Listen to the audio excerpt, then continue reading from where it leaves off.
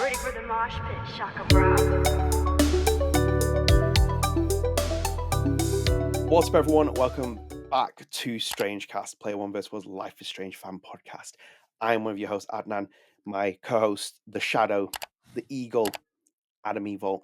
I'm here. If I look tired or I sound more tired on this podcast, it's because I just finished a cross country move. So I'm here in North Carolina. I'm warm again.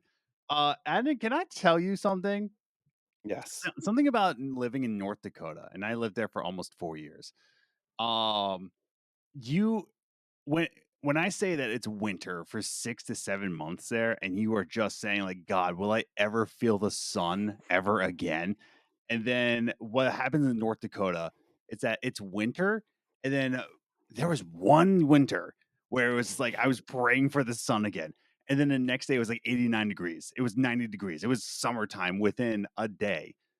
I go out here, I am just having a breeze, dude. I'm in my shirt, I'm in my shorts. I'm like, what is this? Is this what people call warm? Am I warm? So I'm a happy clam. I'm just tired. You are a happy clown now living in North Clam, Carolina. not a Why is it clown. A happy. clown? I'm a happy clam. A happy That's clam. Why I would you live be a in happy America, so clown? I am clowning here. So yes. Well, it does feel like clown country at the moment in America. I'm just going to say that. But you are in North Carolina. He is living his dream. Soon he will be joining the NBA like Michael Jordan. And we are going forward from. Well, I don't know, when you're like North Carolina, I was like, yes. I was like, there's my Space Jam history coming in. And Michael Jordan's North place there. Carolina, home of Michael Jordan. But we're back, Adam. So this is our first episode post your move. Obviously, I think like when you get this, hopefully on the Wednesday, because we're recording the 5th of April, our interview with Baqir Shah will be out, which I hope you enjoy as well.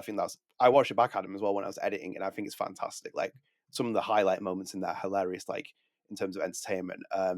And then obviously we'll have a Lost Records Journal episode out before this episode comes out as well, which was backlog. But we will be back on schedule now with a lot of catching up on the news and getting things relevant and keeping them recent. So that is what it is. But yeah, I'm hoping that you all enjoy the Baqir Shah interview, because I think like me and Adam have been critical of double exposure, but I think like he's one of those people who's like we always talk about when it's like there's some people in that really delivered on their project, and I think he very much did as well, and like the passion that he had for a lot of the parts of that game, I think it shows as well in the quality of what you get there. So I hope you've all enjoyed that. But yeah, before we start as well, if you are new here, please subscribe to the video, like this video. Even if you don't like it, like the video, Yes. share with your friends, support the channel. We're almost at 1,700 subscribers, so please help us get there. And also, StrangeCast is available on all podcast services. So we're available on Spotify with the video version, Apple Podcasts. We have over 300 followers on Spotify, about 302 at the minute, about 47 ratings. I think it is at 4.8. So please do rate us and download the episodes as well. Subscribe to the podcast on Spotify, because you get instant access as soon as they become available on every bi-weekly schedule. And yeah, thank you so much for everyone following it as well. And some really nice messages on the last video, because it was 4 years of StrangeCast, which is I went back and watched the first episode. Oh boy. Yeah. I went Yeah. back and watched that first episode. I was like, what is going on there? And I was like, Yeah. I was like, that When was we back had in the young and had hopes and dreams, all that stuff. Oh yes, and it was like on the Zoom videos, and the quality's awful in the audio, and it's like in the frames with the old StrangeCast. Yeah, it's not. That was the early days of the channel, but we thankfully moved because of people's feedback and all the positives. But yeah, we were young, and I'm like, oh dear God, like how long does this Yes. go on for? But no, it was amazing to get that milestone. So thank you to everyone who's joined and supported it and stuck with the podcast as long as you have, because obviously we are in the trenches for Life is Strange. Yes. And speaking of which, Adam, should we go into the trenches, because this is a big piece of news as well? I love trenches. I love digging my teeth into them. Oh well, I think you've got a lot to say on this one, because this wasn't on StrangeCast, but we did it as a separate video, and Yes. it's just another chapter in the story of double exposure. So this is on Aftermath, the website, and it's Deck Nine takes back GDC award from laid off devs after failing to send anyone to accept it. So it's from Nathan Grayson. And it says here as well, contrasted against the ever unsatisfactory brouhaha of Jeff Keighley's. What the hell is that word? What is that word? Jeff Keighley's Oh, awards. Oh no, sorry, Yeah, that's the word I was looking for. brouhaha. Yeah, it's unsatisfactory brouhaha. Okay. Yeah. Jeff Keighley's Game Awards, the annual GDC Awards in San Francisco was an oasis. Okay, I'm not reading that. It's just like, we've established already that the Life is Strange Double Exposure was at the award ceremony. It won the Social Impact Award. No one was there to collect it. There is a video as well on the channel, so you can go and check that out as well.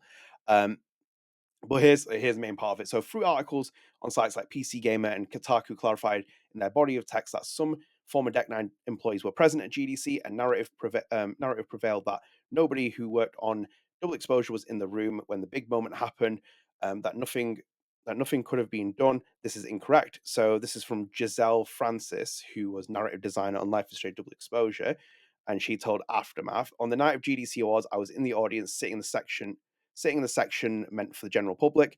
I was unaware that anything I'd worked on had been nominated, and had kind of went on a whim. When we won the Social Impact, and presenter Jay Justice announced that the team was unable to hear this evening. I felt like I was going insane because I was right there. I was stunned and confused and hurt and angry. No one had told me anything. No one had accepted me no one had given me the choice. If they had, I would have gladly gone on stage to accept. End quote. Um, Francis has publicly taken the issue with the way publications and pundits frame the moment because, well, she's not quote unquote no one. End quote. She said, and I quote, so often Black people are erased from our accomplishments and from our conversation, end quote. She said on Blue Sky. So that's part of that conversation. There's a lot of I think there's a lot of stuff we covered on here anyway. So I'm just trying to flick through it because there is a video on here. So Francis told Aftermath that upon realizing that Deck9 had failed to coordinate with current or former employees to accept the award, she began messaging members of her old team, at least 5 of whom were in the town for GDC. It was only after Francis and others sounded the alarm bells on Blue Sky that Justice, the writer, game dev, and accessibility focused consultant who presented the award, realized what was going on.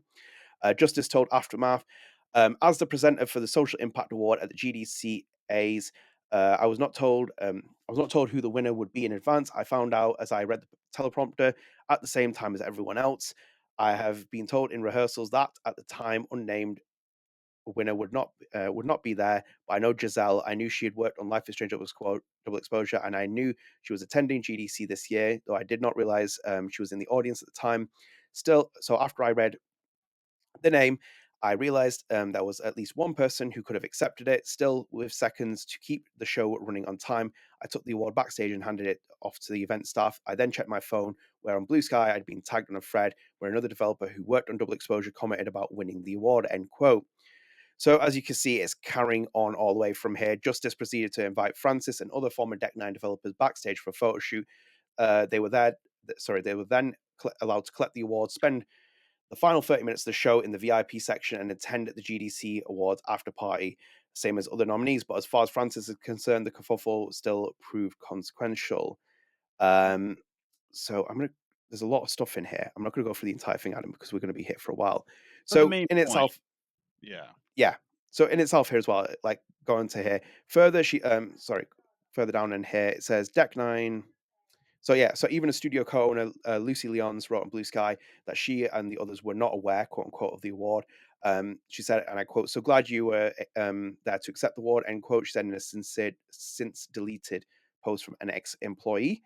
So it says here as well, based on Deck9's actions and Leon's supportive reply, ex-employees in attendance assumed that the studio was not interested in receiving the award and decided it should go to a former lead whom they felt contributed a notable amount to Double Exposure's social impact, but who had not traveled to GDC. However, on GDC's final day, they received the word from organizers that Deck9 wanted the award after all, and that former employees would have to return it. And this is the main part, if anything. So it says here in a quote, Camp said, when we heard from GDC that we need to return the award, we thought there might have been a misunderstanding. So we tried to contact someone at Deck9.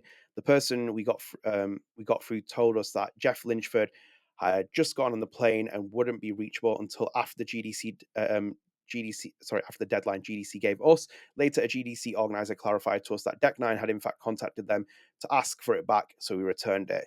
Francis said, and I quote, "We were forced to give the award back, and it was because Deck Nine demanded it." End quote. So there's a lot of other stuff here. I'm not going to go in the full thing because I feel like we've done a lot of here, and obviously there's Francis's acceptance speech had she been able to go on the stage. So there's all that. So Adam, a lot of stuff there. We had to skim A through the lot. articles, otherwise we're going to be reading through it. Um, Again, a continuation of what we already talked about in that other video as well. There are some things which I'm kind of a little bit like, like kind of raise my eyebrows about as well. Because like, to be objectively fair, this is my position on it as well. Even the former Deck Nine developers who went to get the award as well, Mhm.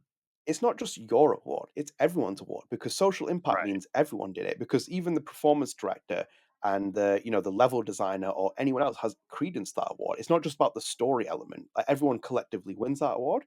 Mhm. And it would be on Deck Nine's name, where Deck Nine would be taking that award because like the studio did make the game and they have the credence on the award. Now, in itself as well, you made the decision to go out there and collect it. Like you're not actually liaised with the studio anymore. Like you have no contract with them, so it will be their property in that position. Whether they come Mhm. and collect it or not, they'd post it, wouldn't they? They always usually do this with post with awards and stuff. Yeah. So your decision was to go out there and get the award, and then I think like the way some of the rhetoric is said from certain Mhm. people, I don't think it was probably maybe even demanding the award back. It was probably like we'd like the award back because it is the studio's award. Yeah. I can also see it again from their perspective, where it's like, actually, we went and got it because no one else was there. Yeah. It might also be in that people weren't properly contacted. God only knows Mhm. how these things work as well. I find it ironic for GDC as well, which is meant to be praising developers and appreciating all the things that they didn't really make the right lines of communication for this. So I can see all the factors. One thing I'm going to say as well, and it goes back to a comment that we did in the other video about Elizabeth Blount. This isn't the lull you think it is. Like this Yes. is again another chapter in this game's legacy, and it just doesn't paint a pretty picture. No, it doesn't. Like it's just one more like you can't make satire on this kind of like developments at this Mhm. point. It's just one more thing to add on to like the South Park script of like how this game development actually is. Uh Yeah, the more we learn about the development and not only pre-development but now post-development, now post-launch of what this game is, uh man, there it's very rare you see a disaster like this, and it yeah, really shows. It really does show, and I do feel bad for the people at Deck Nine. You know, I do feel bad mhm, because like these people applied to a job, they got to the job, they got to the job, they put their heart and soul into this job, and just for it to be a joke of a game, it's just like it's not something you want to really like harp on. Like oh man, these people really, these people really like got what they was coming to them. Not really, not really. But it's just poor management once again. And with this article right here, uh, all it goes to show is that like this game development they just can't catch a win, literally and figuratively. no, no, they can't. This game's legacy is like I try and do this at every podcast. Like it's not to kick the game down anymore because we spoke to Baqir and it was such a nice chat to have with him because like Mhm. people will probably think that we're going to sit there like slating him. No, because he delivered from what we did, and we've always said this with the even from the first review. And you go and watch it. We said that other people's work was let down by certain other people and Mhm. certain other factors, and it shows as well. So it's like even with the narrative team, and people have always said to me, it's like. Does John Stauder think he really did a great job? And does this person mean yes, just go and look at their responses online because they are like living in that little bubble, thinking that it is not our fault that the game turned out this way and people perceived it. And Mhm. there's a huge difference as well because I realize it in the content we make as well. We've sat here for the last couple of like months or so making content around Lost Records and theory crafting and talking about what the possibilities are. Like we have the Lost Records journal episode coming out, which is on the Masked Man. And it's like we had like fun creating that. But for this game, for example, right, and I've been fair with this as well. I've gone and read other people's theories. Like, do you remember, like, oh, it's the third timeline that connects things, and it's stuff like this. The problem with that idea as well, when they're doing the theories, the third timeline doesn't connect anything because it's a collectible. It's a collectible within the game because you can't build a sequel of it. Do you know the Polaroids, where it's telling that entire story? That's just a secondary thing. Like, you can't say that's the main timeline that connects all the other events Because Yeah. how is someone going to figure that out in a sequel? Essentially, the game you got at the end went through that many restructures, major rewrites, and stuff like that. The game has no component at the end of it. So even when they say Max Caulfield will return, when they try and make the next game, because I know they will as well, like, this is where we're at the position of it. Yes. Like, they will retcon things because it'll be like, well, actually, we always had this plan in plan. It's like, did you really? 'Cause it's like the way that this game plays out, it does not suggest any of that. The No. story plot points don't connect. So like, it's another kind of damning indictment. And then it's also again with this where it's like former Deck Nine developers, and then also Deck Nine getting more bad publicity, like Mhm. doing certain things like this where it should be handled quietly and done discreetly.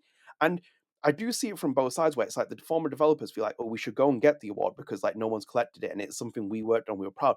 But also, you don't work for that studio anymore, so Right. the studio is completely independent from it, and they will own the property of it. And your name is not just attached to social impact. Everyone gets the award because we collectively worked on it. It's I'm just not like taking.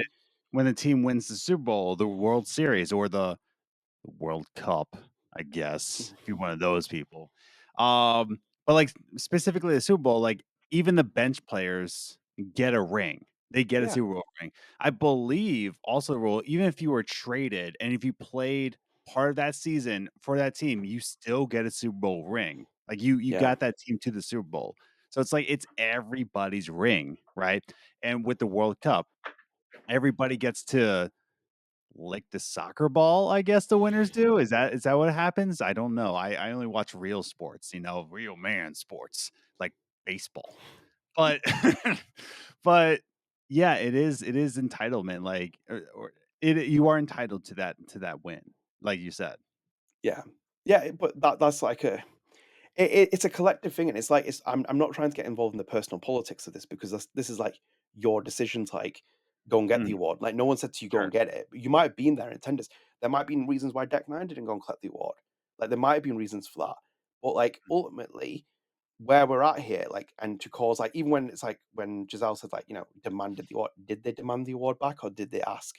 Like, Yeah. where's the line here? It's like when someone says something, is it the complete actual true picture of it? Because if Dak Nine creators responded to that and said, we didn't demand the trophy, we asked for the trophy Yeah. back politely because it's like they did collect it and we didn't know ourselves that we were getting nominated, etc., etc. So I think like ultimately I can understand it because then when we talk about this as well, other people get annoyed because it's like, in the general sense where it's like um it feels like no one's holding accountability from the narrative and creative team, and they didn't though. This is the ultimate thing at the end of the product. It's like no one held accountability for the way that this game turned out, and rightfully so. Someone at Deck Nine who worked on other departments should have got the award because, like, if Baqir collected, I'm like, power to you, Mhm. man. Like you deserve it because like you went and did Yeah.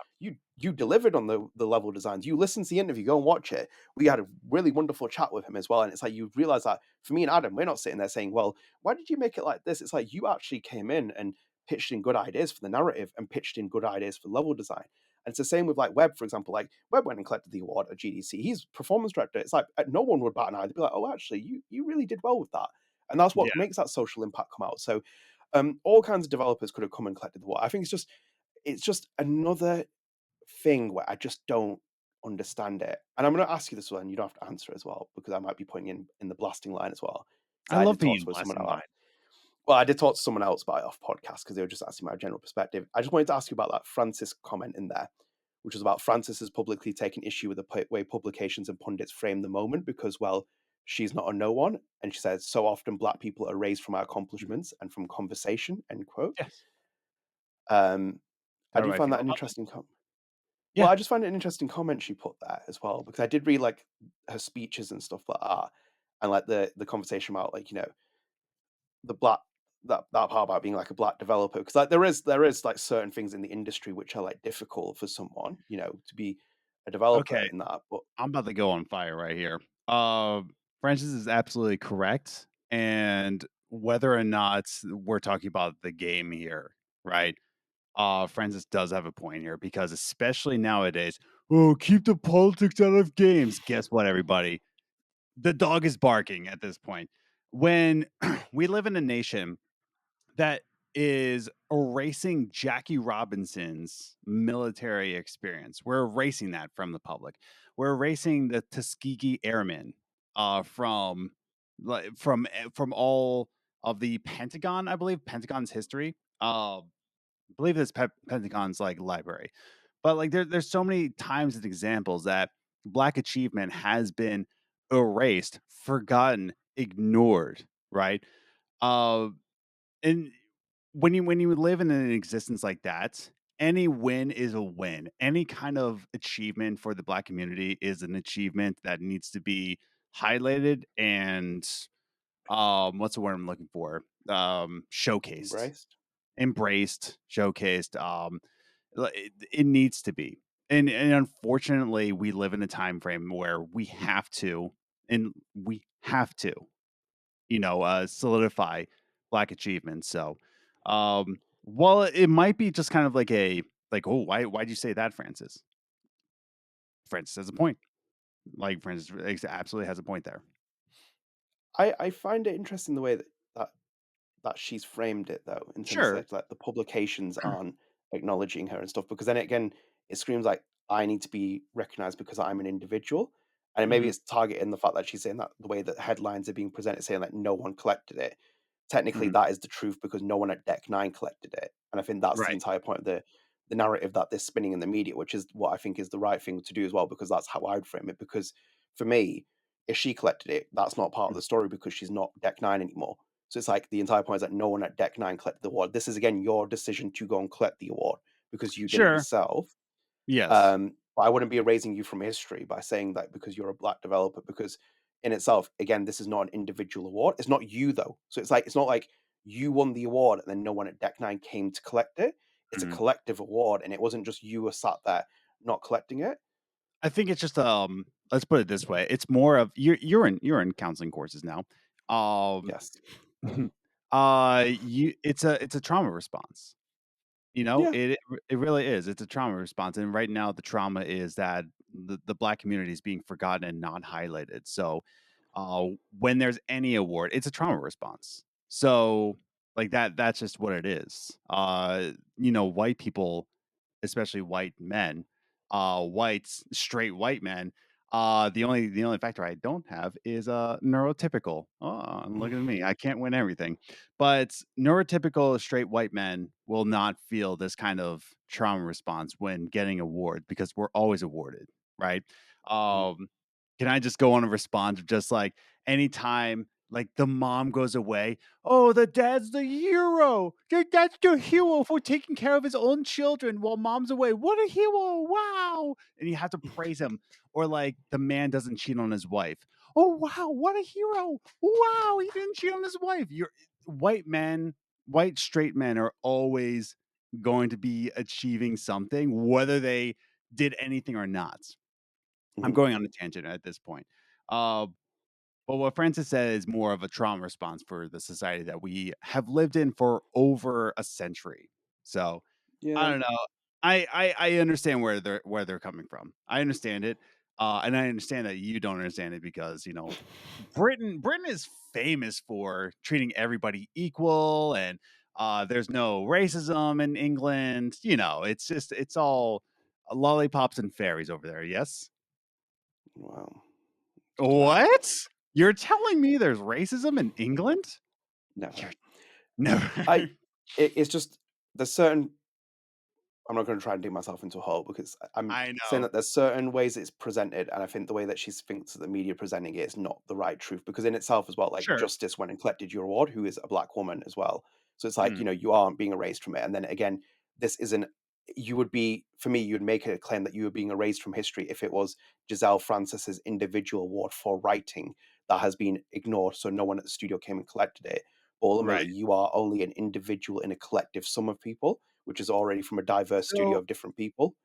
can you So read the what Francis's quote was again?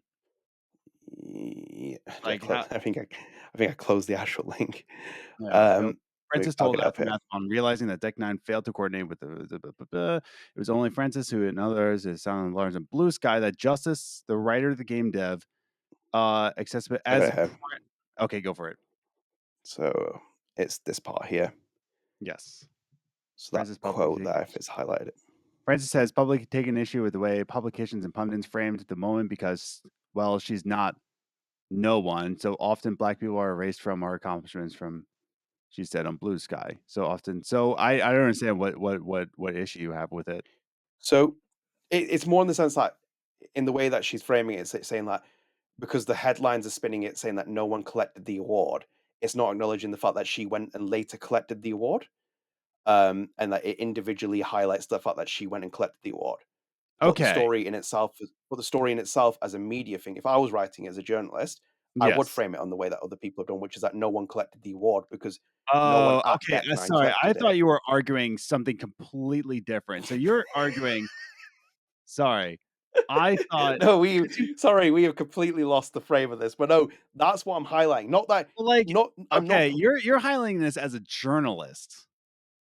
Yeah, I'm not downplaying her achievement as being a black. Like Okay, I know because this, like like as a when black developer working you in the you industry, like. can't start your argument about this by saying like I'm gonna dig myself into a hole, and I'm like, oh god, I have to like dig Adnan out of a hole here. No, you're coming on the way of a journal. Okay, okay, I understand what you're Yeah, saying. I'm not downplaying. Because again, I'm not because like I am well aware if you are a different developer from a That's not different digging yourself background, into you a have. hole. That's just you in But grammar. okay, but yeah, I'm just like acknowledging that fact that she's not been erased from history because of the publications and how they're spinning the story. That is the story Yes. angle, and that's how I would do it as well. You're not, you're only part of the story, and that comes at a different component of that, and you are not individually selected. I can't put, no one collected the award, but Giselle came and get it because you aren't part of the studio anymore. You're not part of the development team. And you're an Okay. independent developer. You'd be an extension to that as a feature or an interview where someone would talk to you about it. You're not the story. The Okay. story is the award. So Yes. Okay. we'll see what the responses say in the comments. Maybe I get like chewed up and Yes. spat out. I usually do that anyway, Maybe but I'm like just gonna let the comments go after both of us because I I think think it's you're. I think it's a fair I've been through my own life in terms of like things as being a brown person, like running in the journalism industry. But like I'm just saying, like in the sense of like But England, like you where said, has no racism. What are you talking about? never seen anything like that. You No, it's you've all lived a happy-go-lucky life all of your life. exactly. Yes, Exactly. of course. Should we move on from this subject then? We can move into one Yes, of those I don't pieces wanna of news. dig either one of us into a I hole. don't think we're digging ourselves in the hole. I think like if we didn't talk about it, it's kind of avoiding it. But I think it's fair, Yes. like the measured response. I get what she's saying. I'm also saying it from Okay. the perspective of what the journalism are doing because that's not the story. Like Gotcha. ultimately, it's not that, and it's not erasing you either. Because like in itself, you're now in a story which is a follow up to what's happened, which I think Yes. is fair. But anyway, should we move on? Yes. Yes, we should. It's gonna be a great episode this for the first day back. Anyway, let's move on. Okay, Adam, next piece, and maybe we don't get taken away completely on this. Actually, I just pulled up the page with all the voting, but anyway, let's get the actual page up here. It's been a while. Do you know what? It feels weird doing the podcast because we haven't done it for a while. I'm like out of Yes. sync. But there's the piece, which is Ah, that Life is Strange Double Exposure has been nominated in the Public Service and Social Impact category at the Webby Awards. oh, So that was good. posted 23 hours ago. So it's been. Oh, good. If I keep Great. could you not do that response after we like get through the the piece? And Adam, as you can see here, I pulled up the Yes. categories as well at the Webby Oh. Awards. Oh, Vote for the Roblox. best of the exactly vote for the best of the internet. So this is for public service and social impact. So it's a weird category this as well. Yeah, BBC World's first election in Roblox is there. You have Peter when they came for us is an AI driven something. This is what weird Mhm. category this is. Tales of Kanzara, as you know, Yes. as well. Life is Strange, Double Exposure, and COD UAV Challenge presented by what the hell is this award? What a And weird nomination section here. What an AI immersive in games on that game's general impact. What is yeah. this I don't category? understand what's happening right now. I do not know what's happening either. What is going on with this award? I don't know, what? Yeah. The hell? All right. Well, that We there's are that. there. So the nominees are in. So Adam, we are up for social impact again, and you will not be Oh, surprised at the Twitter goody. responses. Vote for us because we put Life is Strange before our game title. Yeah. Yes. Okay.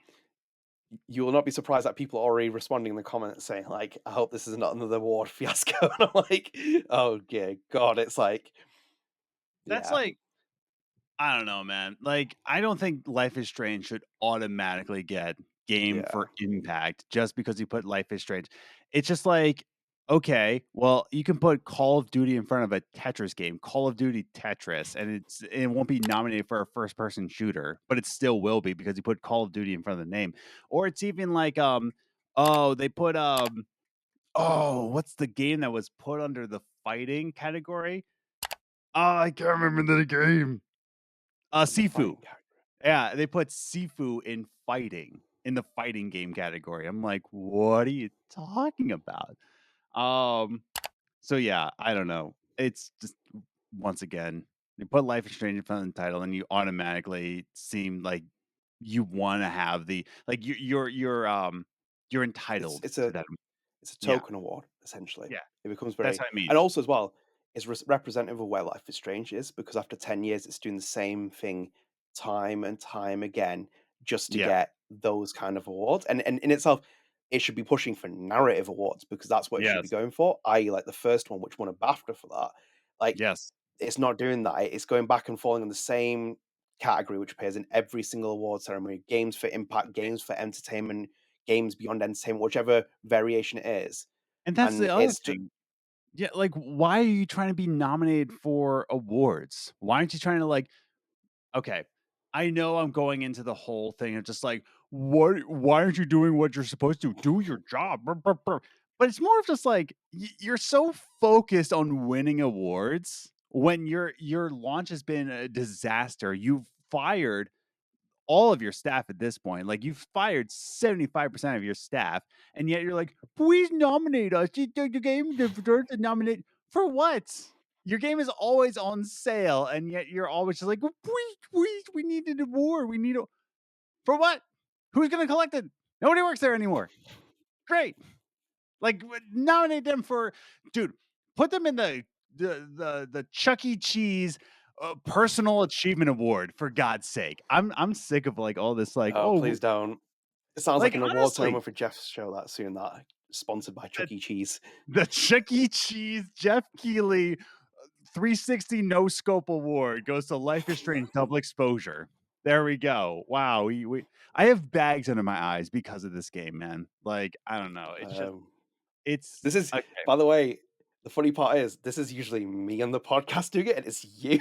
So it's actually quite nice to see you bottle it up compared to me. I just like let it roll, but it's like you eventually get to a tipping point. I like now, and it This goes is off. ridiculous, though. This is absolutely ridiculous.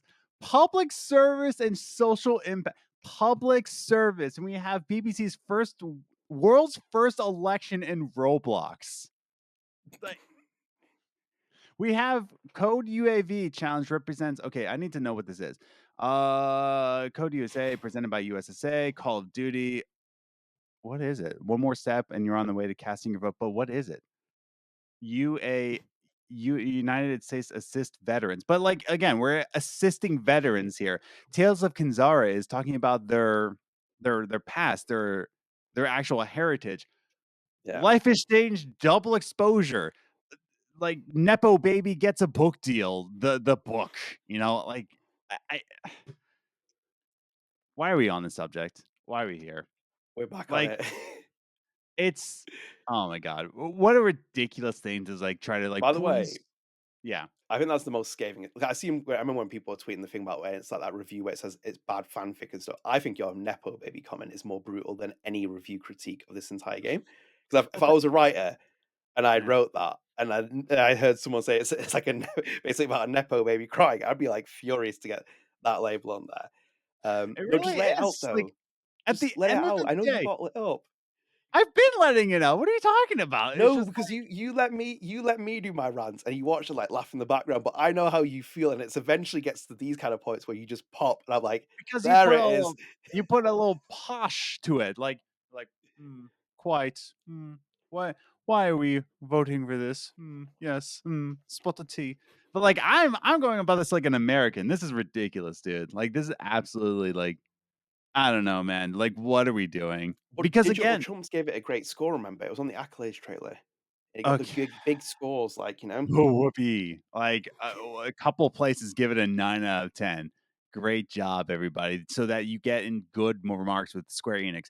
By the way, we're not talking about paid 9 out of 10s, 10 out of 10s. We're talking about like if you want to get on a good side of Square Enix, you better give it a 10 because if you don't, you won't be in business with Square Enix. Who, guess what? Square Enix doesn't make good games except for Final Fantasy, and that was already an established IP. It was already established. It's true. It's a true comment that as well. I don't really remember that many. Like I remember they had a good phase where it's like Sleeping Dogs and a couple other games, but they sold off all the And then they IPs. sold it off. Yeah, So it's just like, tell me one good game that's still going from Square Enix. Nothing. Final Fantasy. You can't tell me that actually, because no. Final Fantasy 16 was trash. Wow, that's a pretty hot take for some people.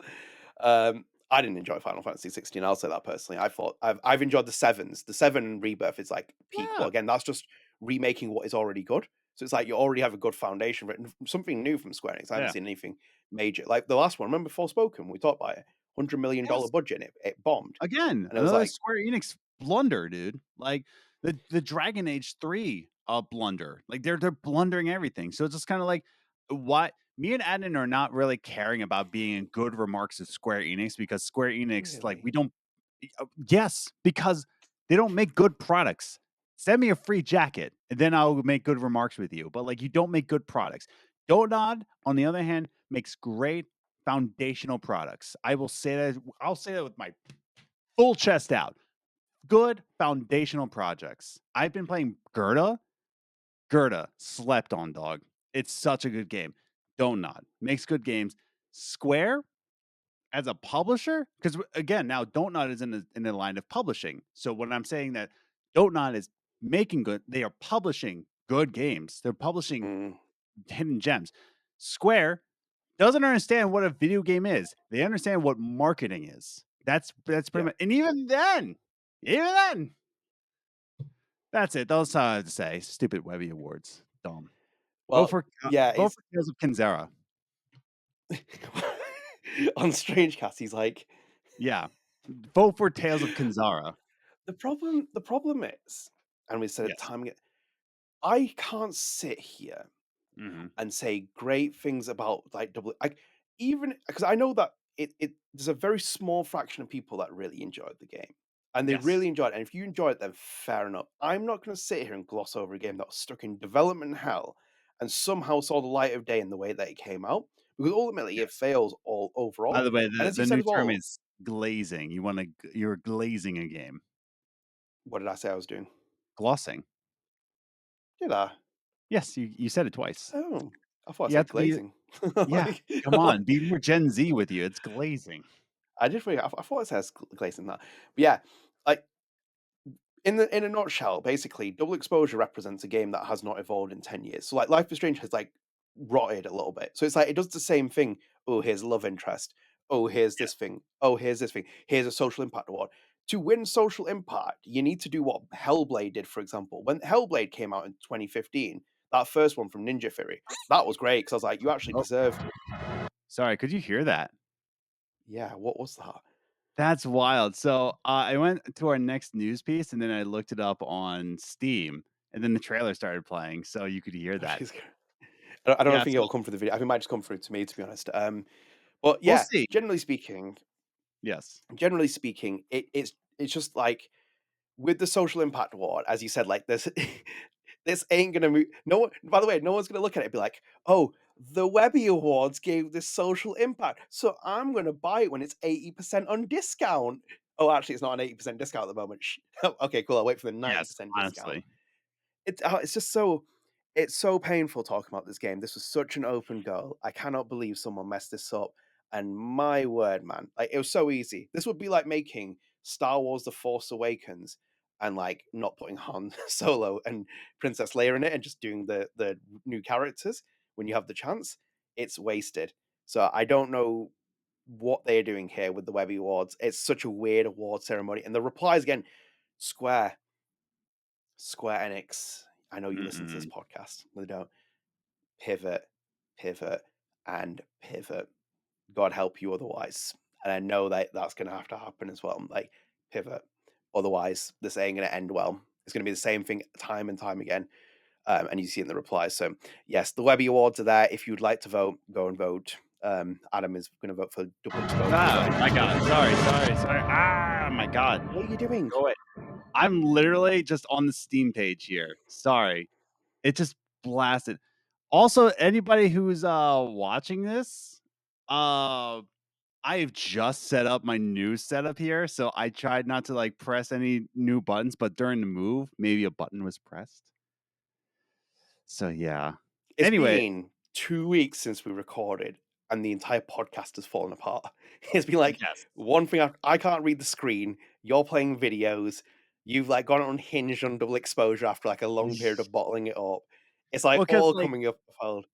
there was one thing about our next. I think we should move into our next news piece because there's Yeah. actually Should we? something interesting about the Steam page. Okay, let me pull it up here then. So obviously the starting pieces, as Adam has said, is that Koira is out. As you can see, 1st of April, Don't Nod had posted that. Come on, Don't Nod. Where are our keys? Where's our keys for Yes. this? Come on, Studio Tellima. Where we cover your game. Where get come on, man. Disappointed there. But anyway, I'm here, Yes. as you can see as well. I put the review scores. There's some very strong positive review scores. That came in that I collected. This was at launch, so it was when the embargo was being lifted. So a lot of positive high-end scores there, as you can see. So I'm going to close that as well. And then quickly before Adam picks up his thing on Steam, and I'll give him the floor there. Yes. Metacritic as well, Adam. So across all the reviews, and this is on PC, it's 84, which is decent. Mhm. And then on PS5 here, it's 77, which is higher than Tape 1 of Lost Records as well. It's only 9 reviews. But generally speaking, that's pretty strong for an indie game, which has picked up a couple of ratings there. So basically, borderlining on really positive to down to like mid in certain places. So some decent scores I'd give for Studio Tolima there. So that's that. So I'm going to leave it to you on the Steam thing before you play a Yes. video again. I'm trying to see. Okay, so I'm gonna go back real quick, but I want to note that there's a certain edition on Steam that I'll be picking up in a little bit later. Right now I'm just focused Oh, on making sure that's oh, I can't share the screen. I can't share my Steam screen. That's so dumb. why? Um, I don't know. Like I'm going on the share screen option, and it's just the one, and I can't share my. Oh, there we go. Okay, we're good. Okay, I swear we're God, if good. it plays this video again, I'm going to like scream. Yeah. So look at uh, this. Look what it's called. oh, yes. Support the devs bundle. That just I don't know. I've never seen it like called that before, but what you get is the game and Koira artworks. Hey. Nothing about the OST. Give me Mm. watch a replay of the devs followed by Koira's composer interview. So we're doing a composer interview. Give me the OST. Give it to me. So the artworks, it comes with digital art pack for Koira containing 10 exclusive digital paintings. So you get the artwork of it all, Mhm. which oh hell yes, dude. I found my new wallpaper there. So one thing I do want to see because sometimes Steam does this. So Koira sometimes it does have the OST separately within Steam, but no. Mm. But either way, there's a support the devs bundle. So you pay. So normally the game is $18, right? 10% So for an launch extra discount, I think it is. $2, yeah, it's for an extra $2 because this is $20 for the support the devs bundle. $2 extra, $2 extra. So like a little tip, if you will. You get a nice little artwork here. So that's cool. I will Mm. be getting this later. So yeah, no, pretty cool. It does look cool. I'm very excited for Koira. I will play it at some point. I just haven't had Ooh. time, and it's wedged in a busy period because like Lost Records is out in 10 days from now, not 14 days, 10 days from now. So yeah, I'm excited to play it at some point, and it does look pretty cool. It's done really well positively for reviews, and it's a very small game for Don't Not to publish. It's quite cool. Mm, I'm looking forward to the other one that they're doing, the Lonesome Guild from Tiny Bull. I'm actually like yes. excited for that. Mr. Fox with his hands in his pockets. I was sold the minute that happened. I'm like, I give me that game, I will be buying that day one. But I'm interested in Koira. Koira gives me a big Limbo vibes, just from the artwork and stuff, like that old school indie aesthetic. Mm. So I'm interested to pick it up at some point, and I will play it. I So told Adam off podcast my plan is to go through all the Don't Nod games by the summer / like Deck 9 games. I'm gonna try and like go through them and finally play majority of them. Seems we talk about a lot of them Don't Nod a Deck 9. I still need to catch up on things. yes. The discussion with Ben, Lega, and composer Renagel. No. Okay. Right now I'm just researching now. Can you get the Koira OST anywhere? I don't And think so. They didn't mention anything about it. I'm not seeing it I anywhere. haven't seen anything So about it. don't They've nod announced if a you. plushie thing I you can get. You saw get the that. dog. So I'm here to say, hey, don't nod. Don't nod. With a game that's set about the music of the game, like the whole point of the game is about the music, and the music aligns with the gameplay. Perhaps, as a composer, give me the soundtrack. Give. Last thing I'm gonna check because this is important to me. You talk about your stocks, I talk about OST here. We don't talk about stocks right now. We ain't talking about that. The Orange That's Man has done enough damage as it is. Like, we're not talking about that ever. I am going to check iTunes like I did for the Life is You're really Strange. dedicated to finding this. I'll give you credit for that. I am, dude. I really am because again, I like most of my iPod is just filled with nothing. Weird. It's not even on iTunes. That's weird, dude. So yeah, it's not on as far as I know, it's on Spotify or anything. It's not on Bandcamp. It's not available to buy on Steam. Okay, don't nod. But give me it. Give me the OST, please. For the love of God, I Maybe will at a buy later the date. game. What's that? It wouldn't surprise me wouldn't surprise me if they try and do like a Gerda pack afterwards. When like they couple it later down the line, where it's like here's Yeah, some kind of content with. I don't think the Gerda soundtrack is anywhere. Now that I think about it. It's third party, isn't it? They're publishing the game, so it's not their internal music. So it's like it's not like it's Lena Raine doing it, and they own it as a property of like Don't Nod in terms of like they've developed it. And maybe the demand's not there for it as well. This is a very small game as well, isn't it? Like not many people have talked about it. Like it's like down to Don't Nod to try and market on the platforms that it has. So But it does look like a good game though, and one it's last reviewed thing. pretty well. Yes. Give me the OST. How Koira uses music to tell a story in the game without words. Music. Give me the OST. Now. It Now, is now, interesting that now. they missed that off. I thought they would put it as a digital incentive or something to kind of like I add to thought so the. too, because like I will take the artwork. I'll take it. Like Yeah, that's beautiful artwork. Props to the artist. Like the whole point of the game is the music. So give me the OST now, please. I can't believe Oscar Gobert didn't give us. I know Oscar Gobert listens to this podcast all the time, and he never actually gave us keys. He doesn't listen to the podcast, but he never gave us keys. I Well, was like Oscar, surprised don't by give that. me a key. Give me the OST. Give me the OST key now.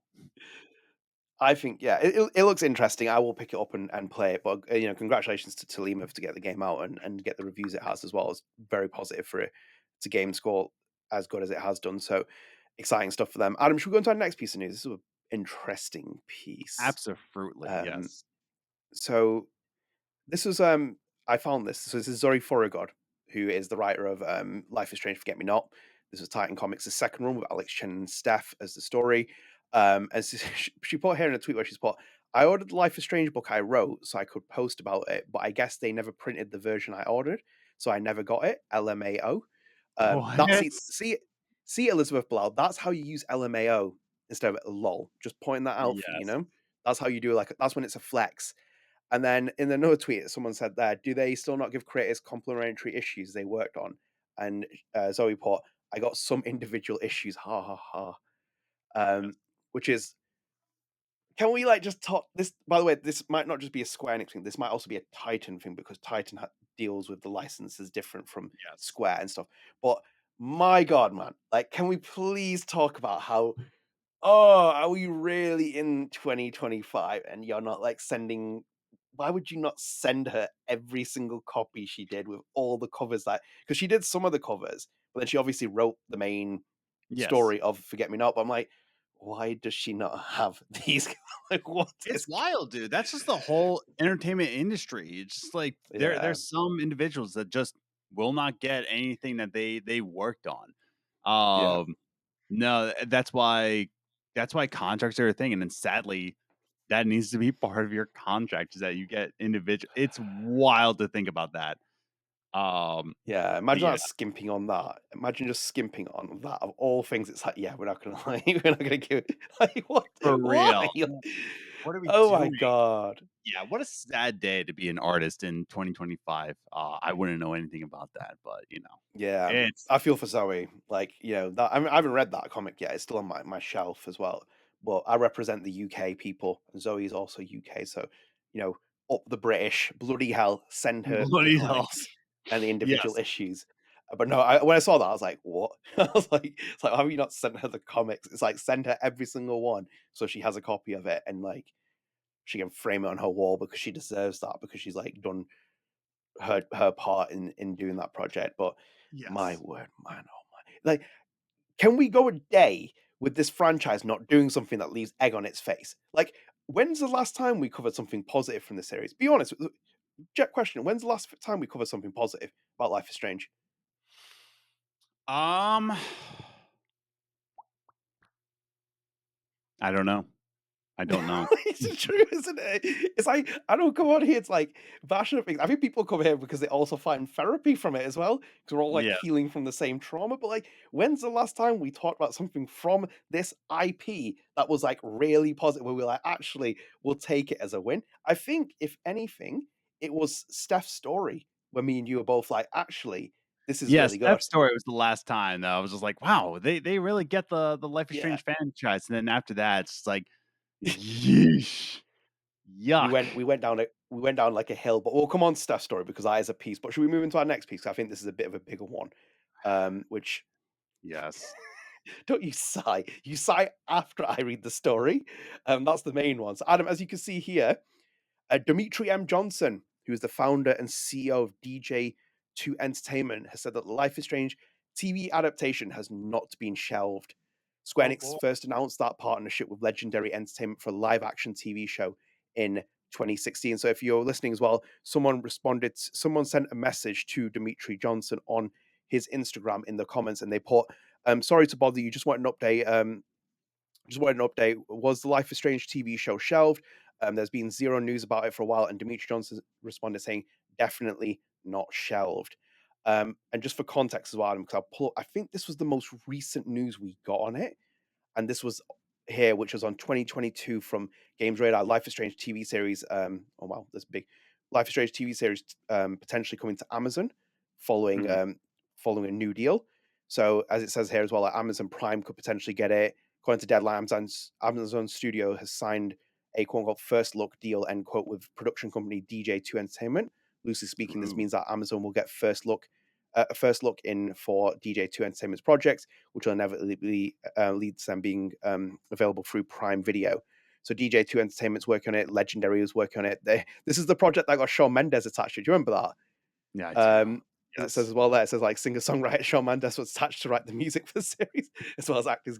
Shawn Mendes, Shawn the Mendes, dude.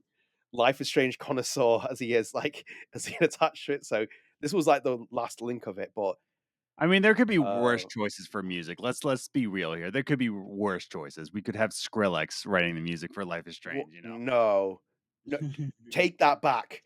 Do not You're a throw. Skrillex fan? Do you know Zed was Skrillex's protege? Like he worked under Skrillex. He like got loads of influence from it. An old Great. school an old school Skrillex was great. Like the original stuff they part, like like the Okay. first album. I know. Do not Yes. disrespect Bangarang. Like we that was. I know it sounds like a blender, like hitting the music Yes. like that is Skrillex, but do not disrespect early Skrillex. I'm not having that as well. Like it was Okay. amazing, right? So Yeah. let's use Okay, another we could have example. Kevin Gates working on music for Life is Strange. Better, Yes. better.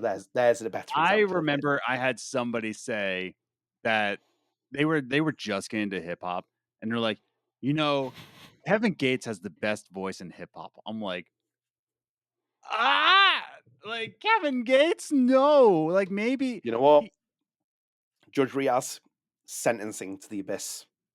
That's what yes, that person's that was getting that was pushed into the harsh. abyss.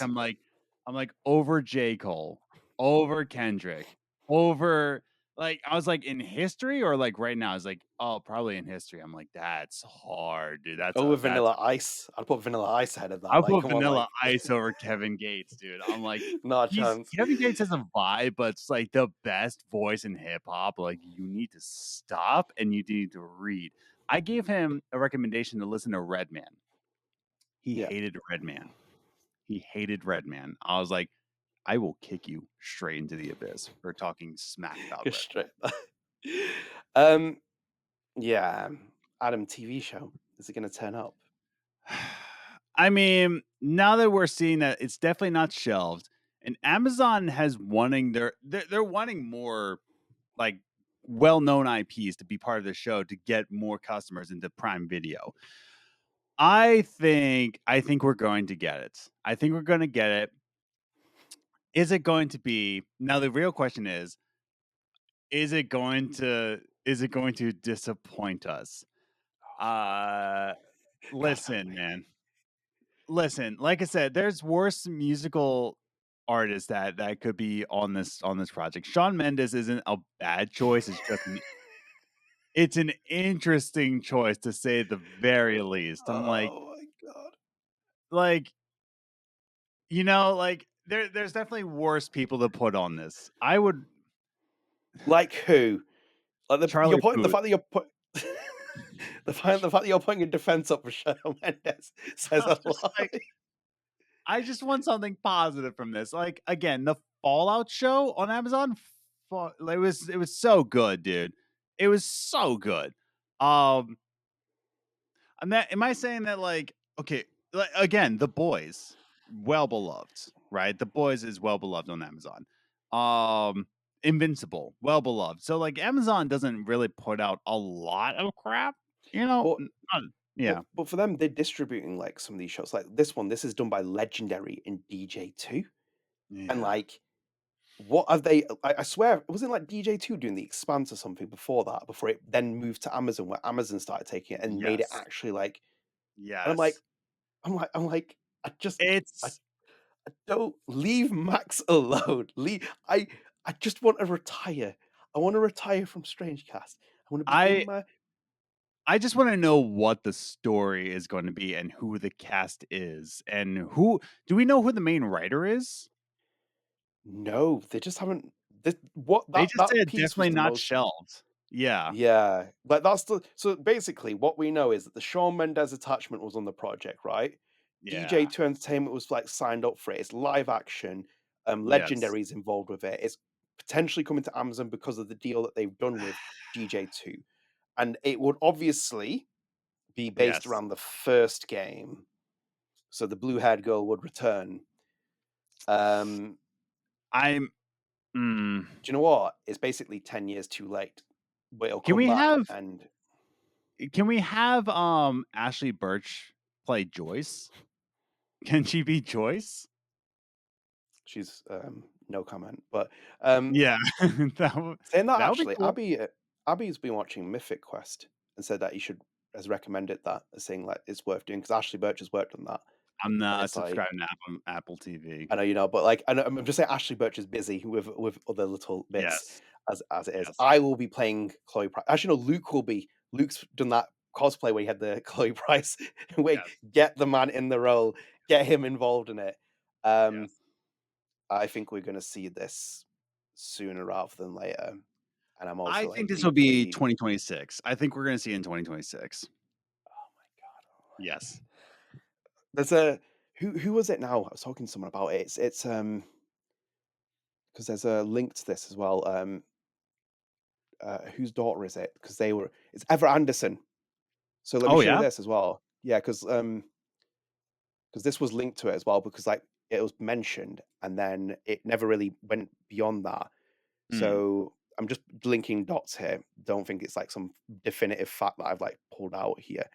So I'm going to pull it up on Instagram for the lovely video people, and we'll keep you on here. So Eva Mm. Anderson is the daughter of Mila Jovovich, Mm. the actor. And then on here, I'm trying to find the post. It's gone. No, I don't think she posted it. I think she posted it on. Oh no, she posted it on Instagram stories. Let me just see if I Okay. can double. It was a post about Life is Strange, and it was like Mm. just like out of the blue. And then there's an Instagram, like there's TikTok as well that she's done where she's like, my last Instagram post was like about Life is Strange or something. Here it is. I'll put it up for you because this is where the connecting dots happen. You're like, what? And it's like, okay, there it was. So this was in a year ago. Eva Mm. Anderson has posted this on her Instagram stories. Could this be we're getting the live action Life is Strange? And it was just like, out of the blue. Look at her. Oh man. Look at her. Oh my god. Man. Okay, I could see that.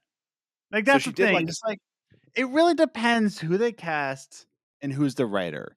I can yeah. I can live with Shawn Mendes writing it. I can live with it because I can live with that, you know?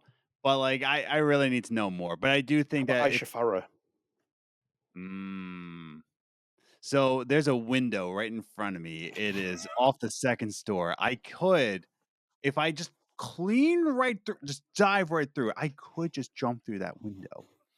But I've got I am underneath it of a trampoline just saying like, yeah. that's my Um plot armor coming in where I'm like, right, we need to get a trampoline. yeah, I'm skeptical, but I need to know more before I make my final judgment. But the fact that it's not shelved, I think we'll see it in 2026 for sure. Oh, I expect it to come.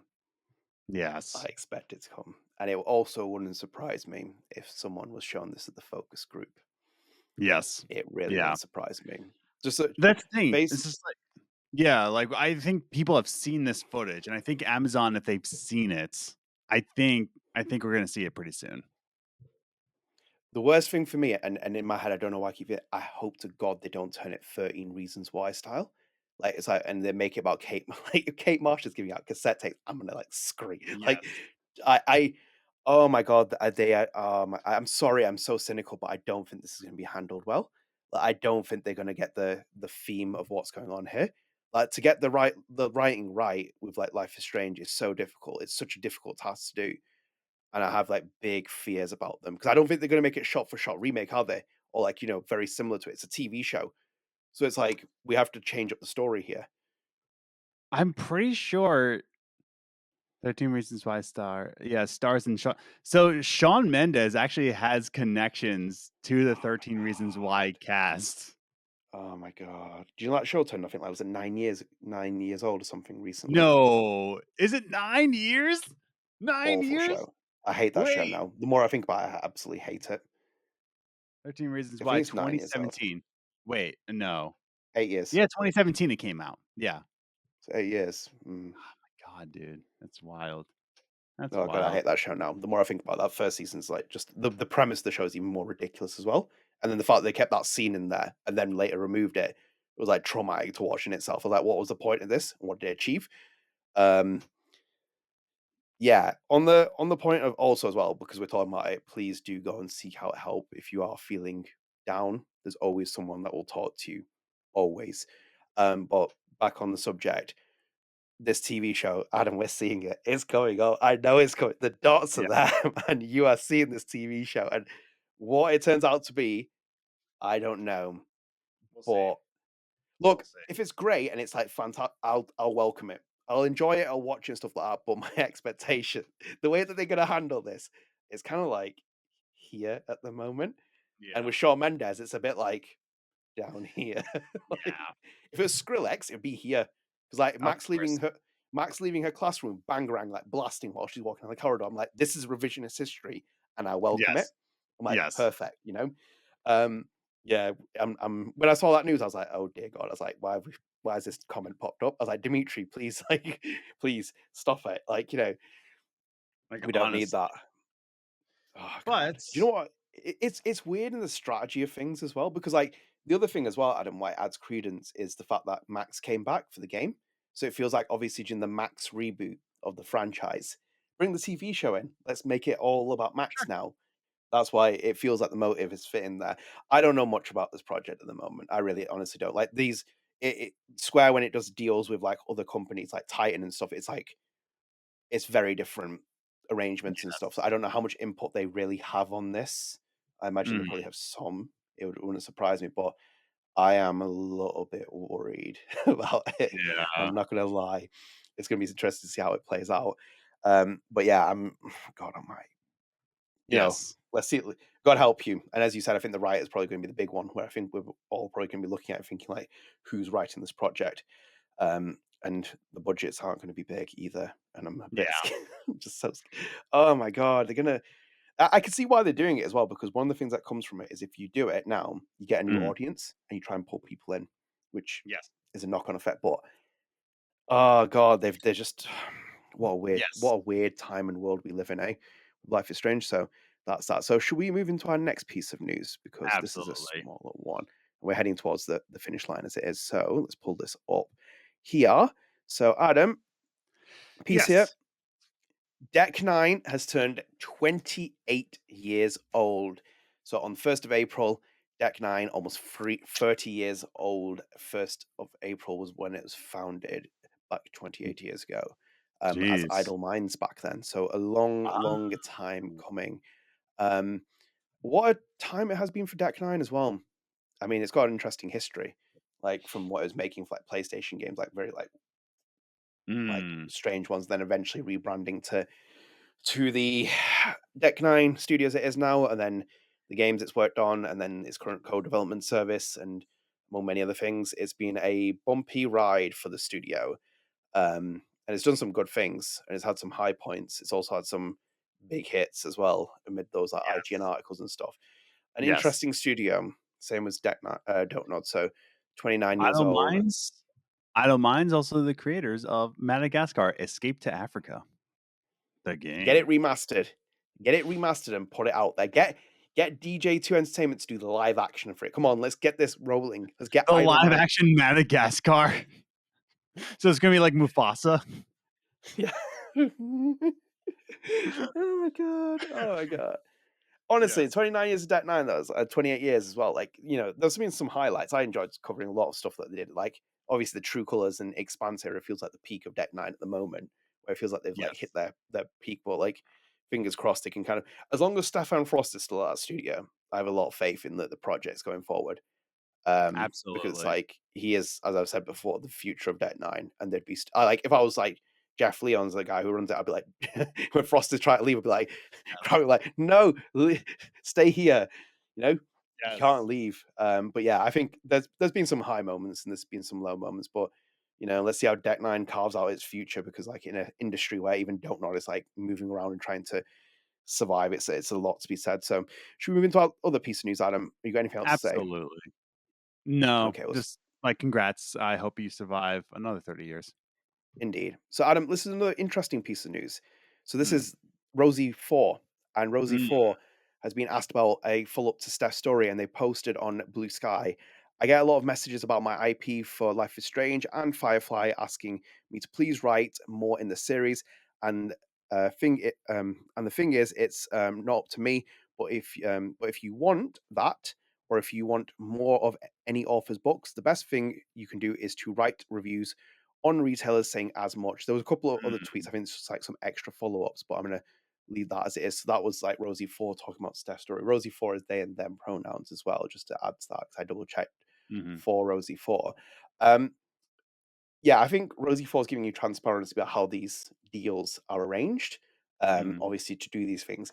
I think Rosiee Thor did fantastic with Steph's story because I thought it was a very good prose novel extension to that compared to Heat Waves, but I'll refrain from that.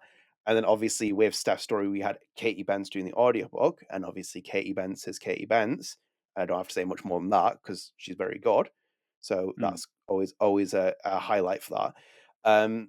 It's a shame that they didn't do more of Steph's story, or they didn't do like, for example, Alex's story or some other spin-off as well, or Yes. Riley's story. I think, oh, even Ducky's story, that would have been interesting. But Rosiee Thor gives you a bit of like,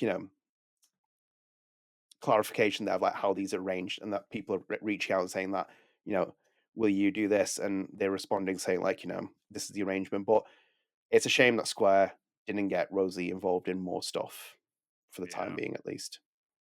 No, it is a damn shame because again, we've highlighted like Rosiee Thor's like this isn't our kind of book, right? Like this isn't like our kind of standard. We're not into like Mhm. YA fiction, right? Because the story is very, very bonk on your head kind of like story. Um but like I appreciated it. I appreciated the love for the Life is Strange series. I appreciated Yeah. for the writing. I appreciated that there was passion behind this. No, Rosiee Thor is quite a talented writer, and I hope that Titan, prompts again. I hope we do get another story, even if it's not a follow up to Steph's story. I would love to read more of Rosiee Thor's writing. Yeah, I think Rosie Four has done really great job with that Hmm. book, and it's a shame that like when you think about it as well, in the formula of like Titan doing things like Emma doing what Emma did with the comics, and then Rosie doing what Rosie did with the book. It's like there was like obviously if Emma's like I don't want to write a comic, I don't want to write a comic, but it's like there were like authors and like people they had which are really good for Life is Strange to add Hmm. components to it. And I think Rosie would have been a good option to write another prose novel about another character. I don't think we're going to see Safi's story anytime soon because of the current state of things. But I think, yeah, it's a shame. But I think like Rosie Foss just giving you a perspective of that, and also the kind of importance to support these products and rate Yes. them and give that like those visibility boosts. Like, do you know when we get a like off you guys, it's like means the world to us because most people will come and we'll get like people who've randomly searched for the videos or find them and then they'll never like it, but it helps boost our visibility. So as a small people, I relate to Rosie Four for that. So completely on the same length with Rosie on that. So Adam, should we quickly fire through these last pieces of news? I'm going to skip the Quick, first quick, one quick. because I don't think we need to do that now. We'll leave that PR piece out. Um, Yes. so Adam, I'm going to go through them here. Life is Strange episode 2 turned 10 years old. So this was when you were moving across the United States of America. Yes. So there it was on the Life is Strange Twitter page as it was. And then as you see there, Don't Nod post as well on the same day. Not so out of time, 10 years ago, we released episode 2 of Life is Strange. From bottles to rail tracks to rooftops. It's a fan favorite for a reason. Still in our top 5. Thank you for being part of this journey. Mm. Let's celebrate. I believe that's also was that our lowest rated, me and G, when we put in our top 5 episodes. We ranked Yes. all the 5 episodes. And there was It's still a somebody who great. put episode 2 like on the top of their list. I'm like, are you insane? But That, yeah, yeah, that's no. a hot take. That's a hot take. I Yes. like this episode, by the way. And as I said before, there's no such thing as a bad episode in the first Life is Strange, but I don't No. think it was the best one. But I think it's still very. It's got the highlights. It's obviously got the iconic moments, as you can see in the video version if you're watching. And then Adam, the last piece of news here as well. This is just reflection on Friday as well when we were talking as well. That Don't Nod stock hits 52-week low. It had an all-time low, so I think it's closed round down that area. There was no news relating to this to suggest that it was Mm. like something to do with reorganization project or anything. This is kind of giving you an insight of what the Orange Man in America has currently done with Whoa, whoa, tariffs whoa, amid many other things. Adnan. Keep your politics out of video games now. Keep your politics. No, Life is Yeah. Strange too. Like It's- politics. No, the entire stock market has been. I think even that stock was halted on the European Stock Mhm. Exchange. You couldn't trade Don't Nod shares. Ubisoft was tanking. Well, Ubisoft tanked for different reasons, but like Ubisoft Yes. also tanked. EA Like was that's hit. the thing. With all these tariffs, the things that were already tanking sunk these Yeah, companies. Like essentially.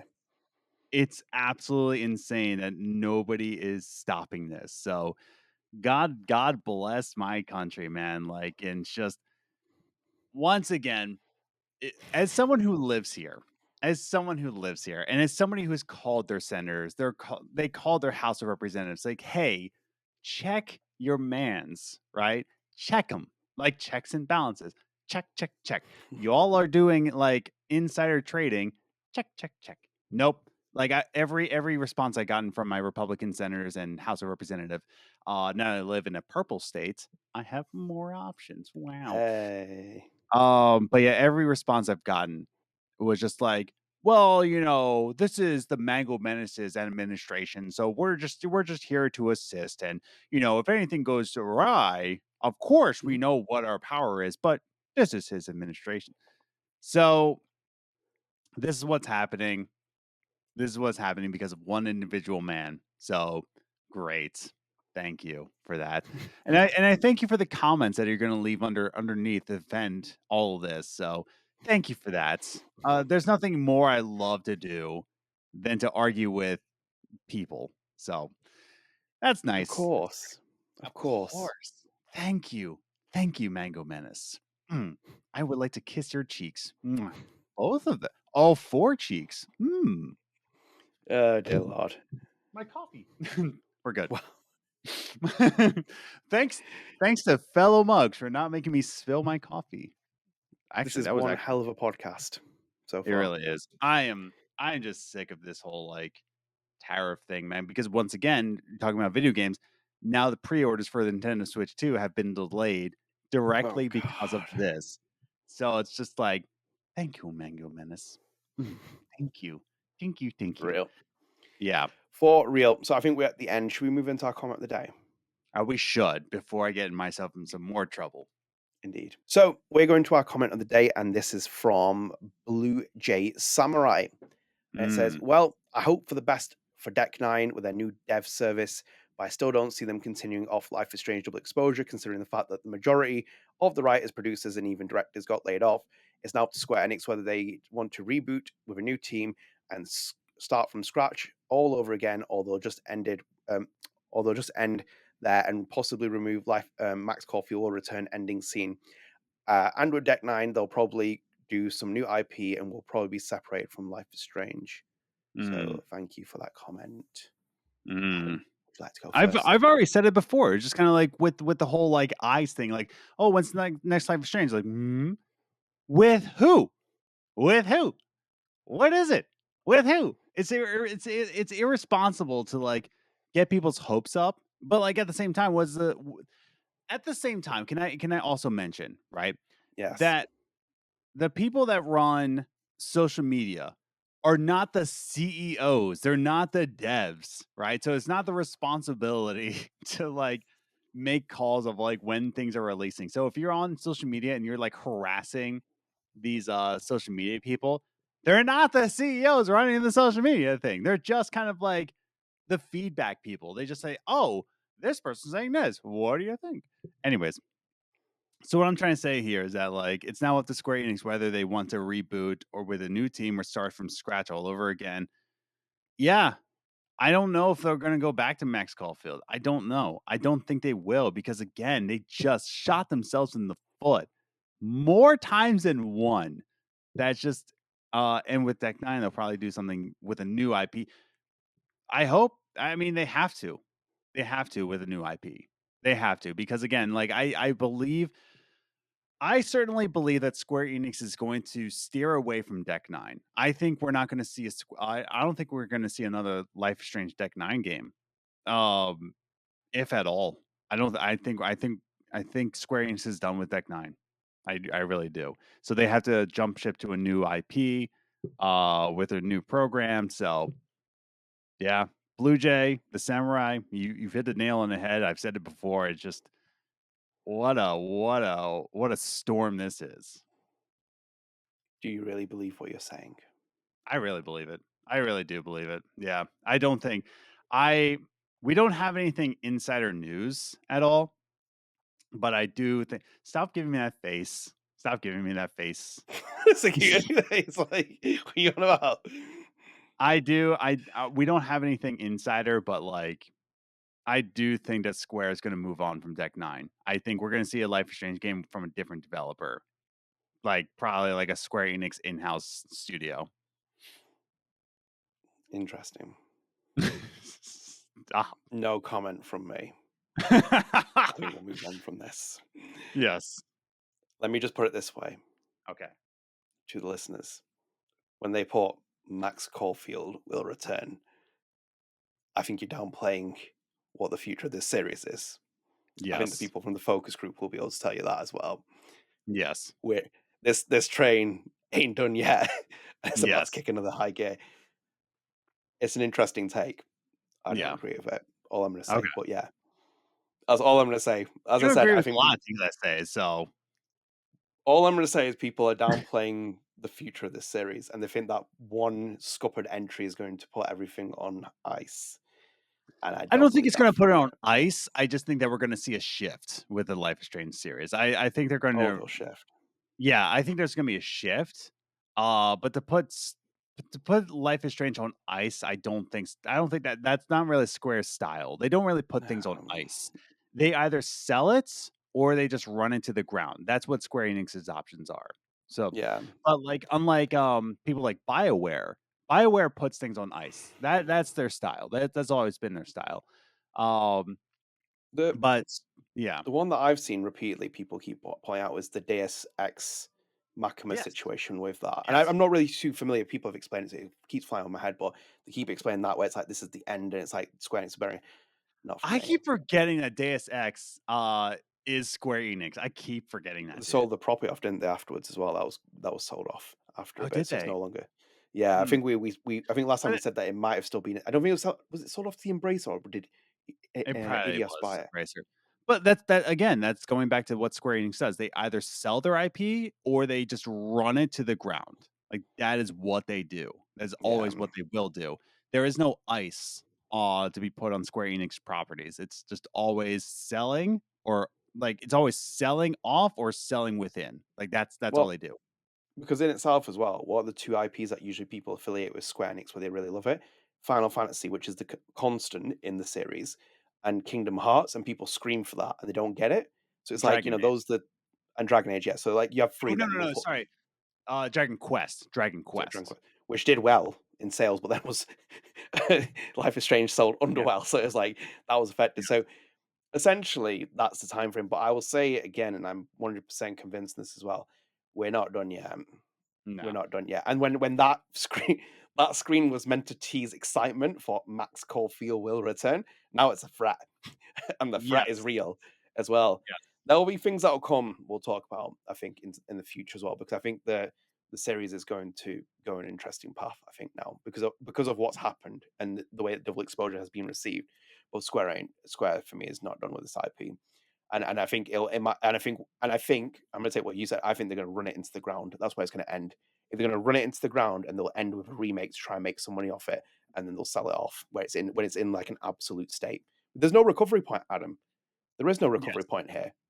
There is a giant bee outside my window. There you go. Butterfly Yeah. effect starts. Yes, being stung by a bee. Also, I've been here all just a week. I've seen 5 different kinds of bees, wasps, all that, and I'm like, "Oh, yeah." I've been in North Carolina. I've been here before. I've been stung in the ear twice by mud wasps, like, out in North Carolina. Yeah, that sucked, dude. But, yeah, when I got back here, I'm like, "Oh, yeah, these guys, fantastic." It's And chaos snakes. fairy. Chaos. Yeah, it It's is, gonna be. yes. Anyway, I wish you the best of luck, and as you will, Blue Jay. But we'll leave it at that. Should we move into our next part, which is Speak the Yes. Arts? Yes, absolutely. Would you like to Oh, go first? yeah, I'll go first. I don't care. So I finished a book that I think a lot of people appreciate. Mm, Yes, I even messaged Luke about it. Because let me did he bring up the respond to you? cover. Yes, he did. Yeah. And I told him it's definitely worth it. Okay, so I want to bring it up because I want to show you the cover of what it is, just so you know what you're looking for. It is a book by Darcy Coates. So I read another book by Darcy Coates that I wasn't really impressed with, but I wanted to read her writing again because when the book was up, it was really up, but then the Mhm. downs were down. The book I read from her previously was called Hunted. Yeah. Wasn't a big fan. Gave her another shot, and I thank God I did because I read this book, and I'm just showing you the cover here. It's called Ghost Camera, Oh. and yeah. So, what's really cool about this book here, Ghost Camera, right? Uh, so it's a 340 page book, right? And when I was getting to page 100, the book was starting to like downplay. And I was like, wait, what are we going? This is actually a collection of her early writings. So it's just a whole collection of like between 5 and 25 pages of Hmm. horror stories. So the first one is a 100-page story called Ghost Camera, where this girl finds a Polaroid camera in a lighthouse, and there's something. Yeah, yeah, now you know. So, and then she asks her friend to like go on this mission of like, there's a mystery behind this camera. There's a supernatural mystery behind this camera, and her and her friend go on a quest to figure out the like what's the supernatural mystery behind this ghost camera Polaroid that she found in a lighthouse. So that was fun. Um, but the rest of the book, the rest of the stories, man, they were so good. They were just so refreshing. And because they're so short, you can read them like chapters and it's all one collected story. So if you're ever in a bookstore and you see Ghost Camera by Darcy Coates, the first story called Ghost Camera, I think Life is Strange fans will really like. And then the rest of the stories are just really cool and unique. And they really Hmm. get your blood jittering. So Ghost Camera by Darcy Coates. Yeah, that's interesting. The reference in that. Is it new, the book? Is it new? Like the collection of works? Is it like was the book published recently? So I'm seeing Um, 2024 as the. Man, I don't know when the collection was. But like I said, this is all of her early works. Like this is all of her like she had like a she said like in the introduction that she has a shoebox under her bed filled with her other writing, and then she just put it out there. So I don't Uh, know if the collection was new or not. Originally published 2014, but I don't know. 2014. So yeah, so I she's think probably done them Ghost all Camera, the original story, because this is a re-release of Ghost Camera. So she put right. out Ghost Camera in 2014, and I believe the collection was published. Was it also 2014? Either way, but yeah, so it was published in 2014, and then Life is Strange came out in 2015. So there you go. Right. Oh, okay. So yes, the collection was put out July 30th, 2024. So it was 10 years since Ghost Camera was published. So yeah, there you go. Yeah. There you Yeah. go. Well, that was an interesting pick. There's about Yes. 340 pages more than I'll ever read. So thank you for Yes. sharing. But I if wish I you could even read. read the first 100 pages, that's just the story of Ghost Camera. Ooh, Is there spooky. an audio book by Erica Mori or Katie Bentz? I don't know if this is on audio. Well, I'm out I then. did just pick up a new Audible, or not Audible anymore. I'm on Libro.fm. It's a book by Mike Drucker and his story about video games. So, not ah, Drucker, who's the Last of Us Drucker. Druckmann. Druckmann. Now I'm thinking, yeah, no, Mike Drucker is a Emmy award winning writer who also listened to the retro policy. So Mike Drucker listened to it and loved it. So that was cool. But he released a new book, so I got that on Libro, but I haven't listened to it yet. Oh, very nice. Getting into collections. Very Yes. nice. So for me, it's been an eventful life and experience and Yes. changes and all those things. What did I watch? Did I watch something when I left London? No, I don't think I did. But I did listen to Baby Dreamer though, from start to Oh, finish. thank God, dude. Did you like it? It's a banger. It's a banger. They're really It's good. so good, dude. Yeah, they're It's really such good. a It's one good of my EP. it's one of my favorite EPs right now. It's all I listen to at the minute. I Yeah. think that they do the best music on Lost Records in the soundtrack for me, even more than the former Chromatics members. I love them as well. Ruth Radler and Adam Miller and the rest of them. They're all great who are working on it, even Nora Kelly band. But I do think Milk and Bone are the best on there. Like Yes. electronic synth pop that they put on something. It's just so like oh It's a they got vibe, style. dude. It's Yeah, really vibe. well done. It's Yeah, they so really well are. done, dude. I'm glad you Yeah. got to listen to it though. Yeah, I think they're great. I think like their music's underrated. Like, I think like, obviously like when you listen to like Life is Strange 2 and it had like Natalie and it was like, oh, that's great. Like Yes. now, especially like Lost Records, it feels like I listen to The Abyss, for example, off the soundtrack. And I think the way that Nice. they compose that is they've got such a very, very cool style. But like Baby Dreamer, I listened to it from start to finish, and I've been listening to it on repeat every Yes, like dude. day, and it's like it's outstanding as an IP EP. Sorry, Yes. yeah, it's great. Oh my god, it is so good, dude. I'm glad you Yeah, listened to it. Yeah. Nectar is a very good song. I think the way that builds up and the way it Mm, starts is like fantastic. It's got some yes. really vibey thing about it. Yeah, outstanding. And obviously Fogon's on there as well, which is from the actual Yes. game. Or I think it was in the trailer that he used it for. Was it in the It's in game? the It's game. either or. Yeah, Yeah, it's in the game. when you start the car, it's actually like, Yeah. yeah. Yeah, I Mhm. forgot. Yeah. Yeah. God, I'm so excited for that second tape. It's gonna be so exciting. Yes. Yes. But yeah, I think we'll wrap up here though, because we're near the end. So thank you for joining us. I hope you're all doing well. Let us know your thoughts in the comments. Do you think the TV show is going to turn up? Will I play Chloe Price in the TV show? And that's why I'm leading on. Let us know your thoughts in the comments. But yeah, I hope you enjoyed the episode. If you did and you are new here, even if you didn't, you should like the video, share your friends, subscribe, turn on notifications, support the channel. We're almost at 1,700 subscribers, and StrangeCast is available on all podcast services. So we're available on Spotify with the video version, Apple Podcasts, we're available on all of them. So go and follow us there as well. You get instant access to your episodes as soon as they're available. We've got over 300 followers on Spotify. We've got 46.7 ratings. So please do rate us. It helps boost our visibilities, which is great. So we'll be back on schedule now. It's going to keep moving around, but we will be back on schedule. And I think at the moment, at the moment, me and Adam have planned to basically. So you have the Baqir Shah interview. Hopefully, you have Lost Records Journal recently. You have this episode that's just come out. We will now be back on schedule covering things, and I think the likelihood it's going to be StrangeCast again, because it might be StrangeCast, I think, or it's Lost Records Journal. It's one of the two. I think it's Lost Records Journal, because we'll do a preview for the next tape. So Yes. we'll be back on schedule, and then obviously stay tuned, because we'll do a review and a spoiler cast for tape 2. And we need to Mm, discuss it. I think we should review the game as well in a full. I think that'll be an interesting one, because I think we'll do a tape 2 review, but then we'll review the entire game as well in its entirety, because yes. get a bit of interest. But yeah, stay tuned. We're back on schedule. But yeah, thank you for sticking with us. And obviously 4 years to StrangeCast, which is amazing. So let's see how it goes as well.